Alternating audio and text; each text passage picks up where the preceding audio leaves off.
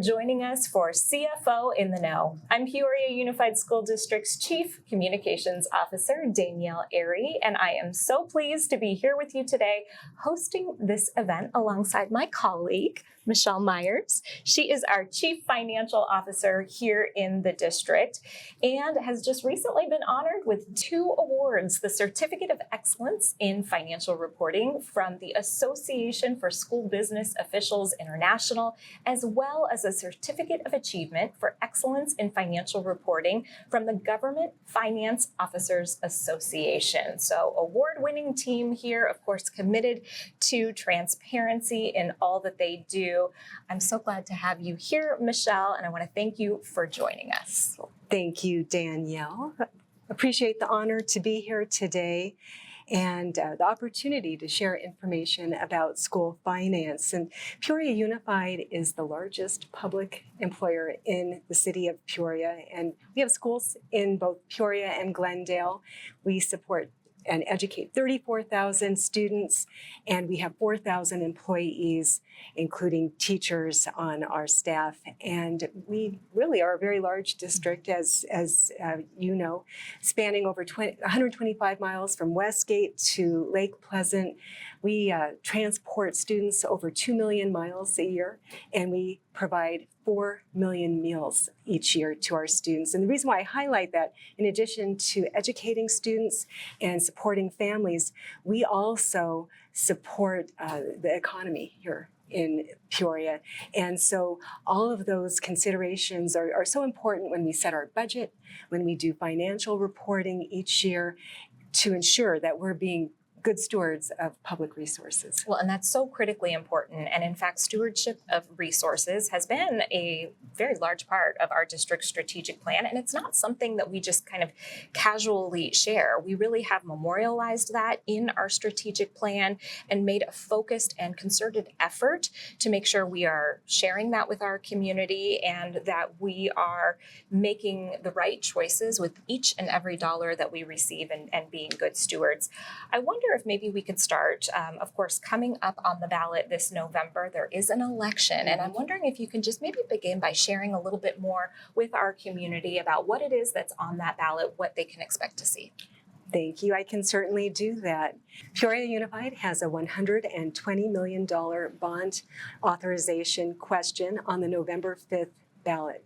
And Arizona state law allows a public school district to ask their community to consider a bond authorization, which, if approved, would be in place for 10 years and would allow Peoria Unified to sell bonds over a set period of time to finance capital projects in the district. And on May 9th, our governing board actually took a vote to approve the district going out for the bond election.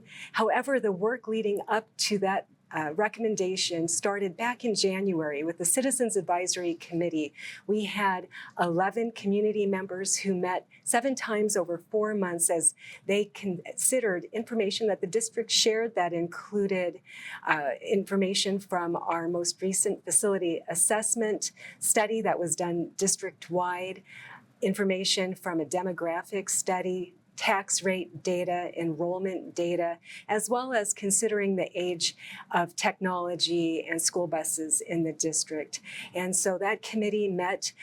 We had business leaders, we had parents, we had district employees serving on the committee, and they looked at all of the information that was shared and ultimately made a recommendation to the governing board on May 9th. And in that recommendation, there were a number of categories that would be included in the bond authorization, including $10 million for technology that would support teacher and student laptops and infrastructure throughout the district, as well as $12.6 million for student yellow buses and student transportation vehicles like activity vans at our campuses, $21 million for a new elementary school to be constructed in the northern portion of the district, as well as safety and security initiatives district-wide for our elementary schools and high schools, totaling $15.5 million, as well as support for our district facilities like our transportation yard, technology campus, warehouse, those projects would be at $3.7 million. And then lastly, priority and essential projects at $57.2 million. And those types of projects are highlighted on this next slide. And they include things like roofing, air conditioning, heating, plumbing, electrical, parking lots, critical projects that are necessary to maintain the facilities that we have throughout the district that allow us to continue to support students with their daily education. And so on this next slide, you'll see that the study that was conducted a few years ago highlighted just under $120 million of what was defined as priority and essential projects. And in recent years, with the district's own capital funds, as well as remaining bond dollars from a past bond program, we were able to address $38 million of those priority and essential projects. The remainder were evaluated by the Citizens Advisory Committee and were included in that $57.2 million amount. Speaking in detail regarding the bond authorization itself, the $120 million authorization would be repaid over time from property taxes, secondary property taxes here in the Peoria Unified School District from both residential homes and commercial properties. And on this slide, we highlight outstanding bond sales from past authorizations, as well as the potential new bond authorization, which has an average tax rate of 27 cents per $100 of limited assessed valuation. And in combination, if the bond is approved, the tax rate would be 57 cents per $100 of limited assessed valuation, which is not a tax increase from the current tax rate this year. And then on the next slide, we highlight our tax rate over time. One thing that we did share with our Citizens Advisory Committee is how school districts are funded, and that includes a mix of state level and local property tax funding. And based on that, every single school district gets the same dollar amount to support their students. The formula is an equalization formula, and that dollar amount is a base support level. And on this slide here, you'll note that there is a primary tax rate that is set by the state and is not voter approved within the Peoria Unified School District. What is approved are initiatives like bond authorizations and M&O overrides.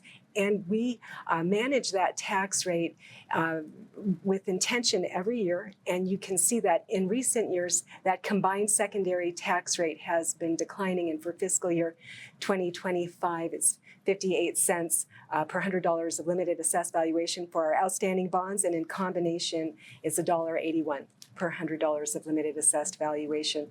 And with the information that we share with our community on our website, we do also highlight information related to dates leading up to the November 5th election, including the last date to register to vote, which is October 7th, and the last date to mail in your ballot, which is October 29th. And so again, this information is on our website, as well as a link where anyone in our community can use our tax rate calculator that we have published on our district's website.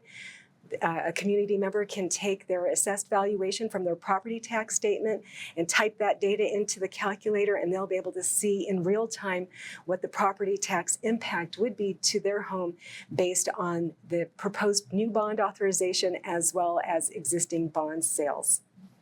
Thank you, Michelle. Really great information for our community. And something that I want to point out is you may have noticed that as Michelle, you were going through that presentation, I noticed you were giving us all the factual information, not necessarily telling people in our community how they should vote. Can you talk a little bit more about the facts that are provided to our community and some of those restrictions with school districts and employees? Thank you. I can do that. It's actually information embedded in Arizona Revised Statute 15511.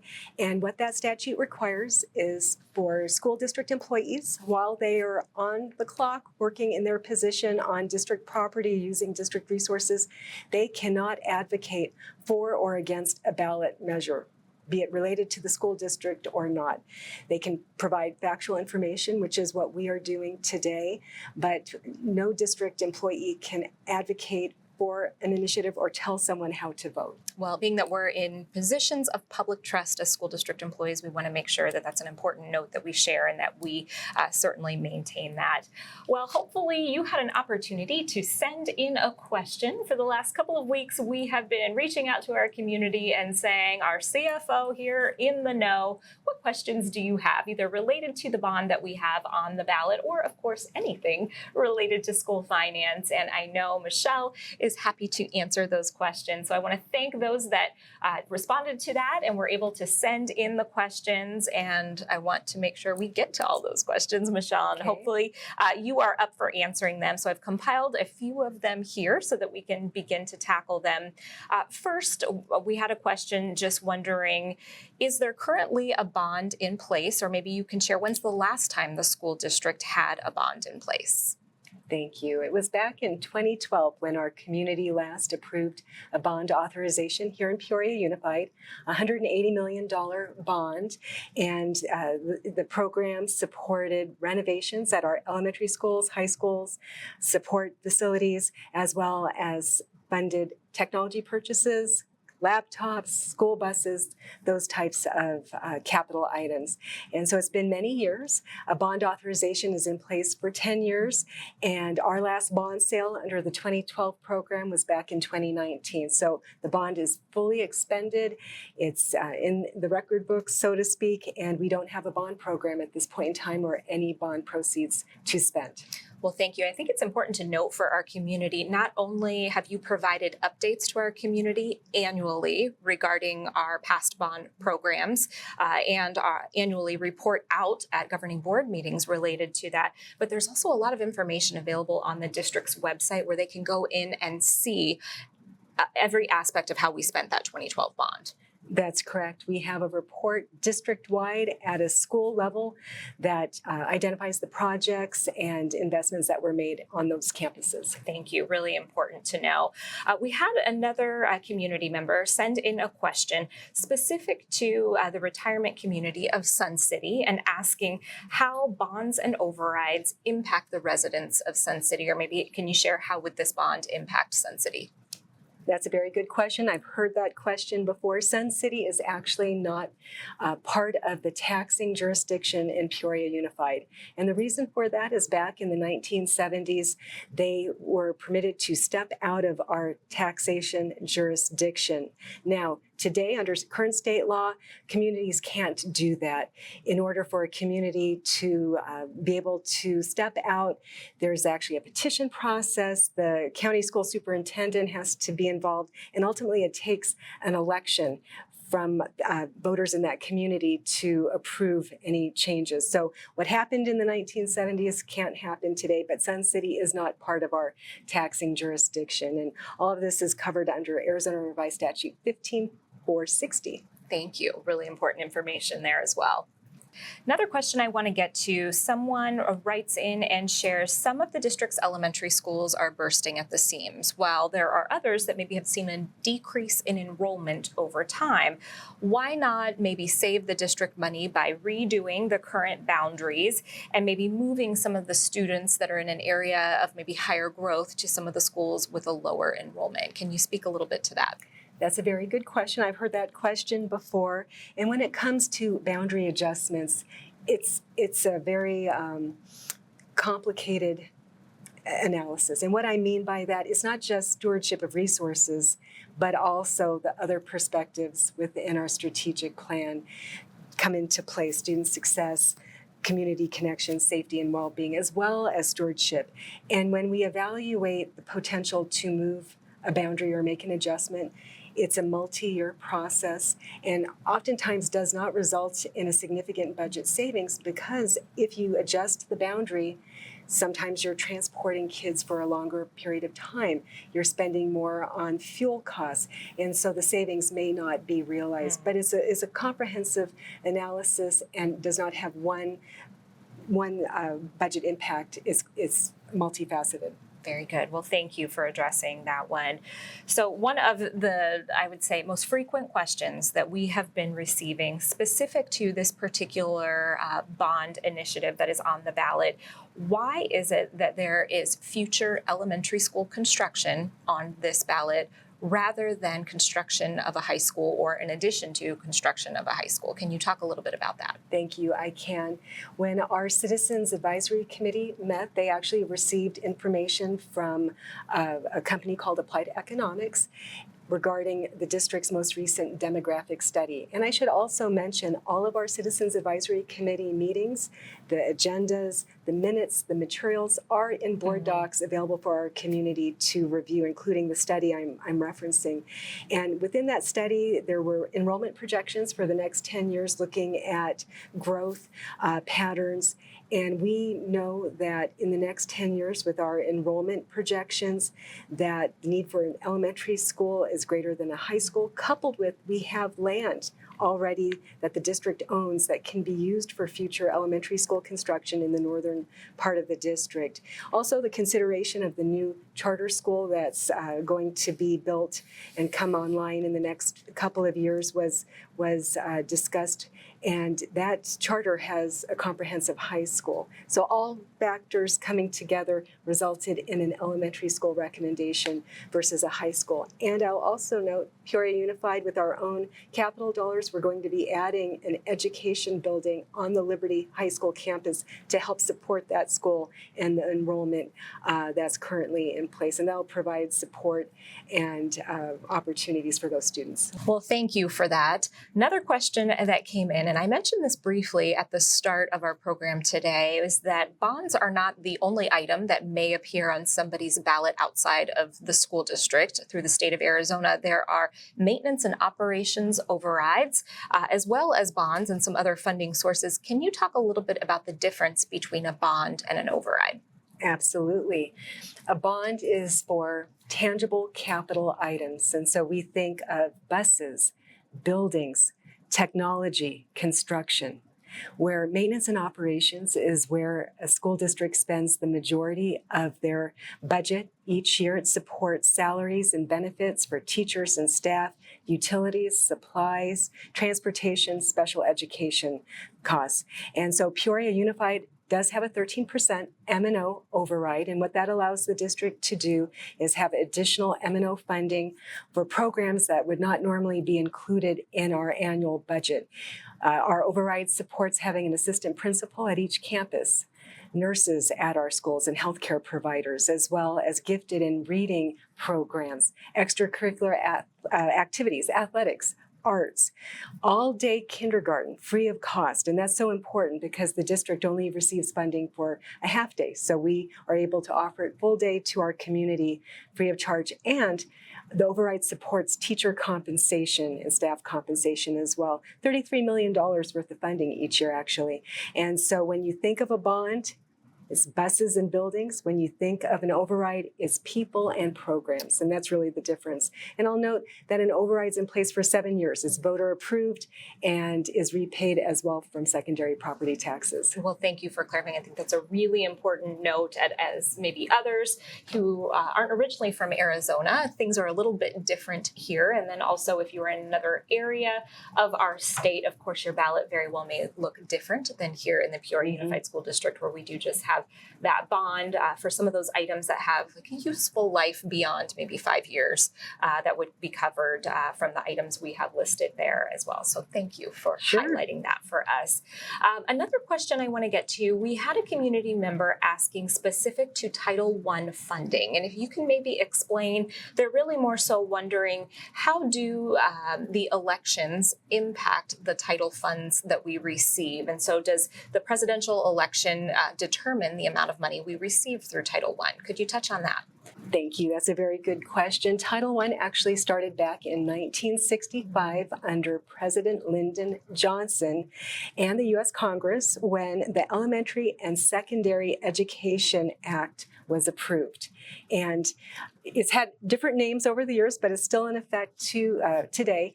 And really, it's a calculation that is done nationally and at the state level based on poverty rates and free and reduced lunch. And what it allows the federal government and the state of Arizona to do is provide additional funding to support students who are at risk and under a certain poverty threshold to receive additional supports to close the achievement gap. And so, yes, it is something that is appropriated annually and does have authorization that comes through both the executive and the legislative branch each year. Well, important information and a little bit of a time travel back there on some of the history of school finance as well. Well, that really rounds out some of the major questions that we receive from our community. I want to also note that there are a number of other questions that we may have received outside of this particular program, and we've made all of those as we get them in. We have a really robust FAQ section on our website that answers many of those questions, in particular related to the upcoming bond that will be on the ballot. So we want to encourage our community to visit peoriaunified.org and to look through all the information we have available related to our upcoming bond that will be on the ballot. We want you all to have the facts and be educated so that you can be an informed voter. Michelle, I want to thank you for joining me today and for just the wealth of knowledge you've shared with our community. It's really important. So thank you for the work that you do for the school district. Thank you. And that is all for this edition of CFO in the Know. We encourage you again to visit peoriaunified.org to learn more about the district, school finance, and the upcoming bond election. Thanks for joining us today.